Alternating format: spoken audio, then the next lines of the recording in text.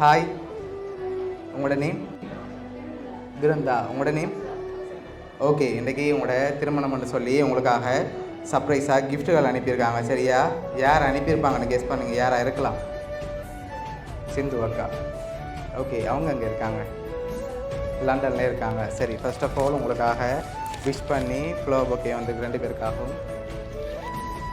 Okay, இந்த முறை மாப்பிள்ளை சைட்லேருந்தும் வந்திருக்கலாம். அப்படி வந்திருந்தால் யாராக இருக்கலாம்?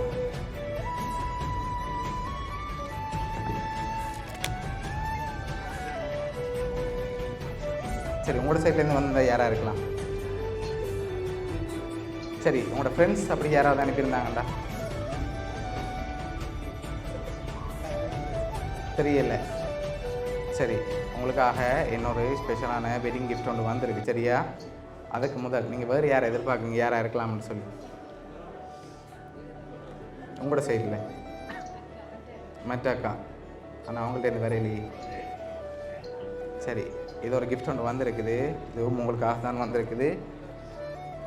ஓகே, இதுக்குள்ளே எவ்வளோ வந்திருக்கலாம்னு கெஸ் பண்ணுறீங்க? ஓப்பன் பண்ணாமல் சொல்லணும். சரியா? கேஷ் 1 லேக் வந்திருக்கும். இல்லை, அதோட கொஞ்சம் குறைவாக வந்திருக்கு. 50 வந்திருக்கா? 75 வந்திருக்கலாம். ஓப்பன் பண்ணி பார்ப்போமா? ஓப்பன் பண்ணி கவுண்ட் பண்ணுங்கள், பார்ப்போம்.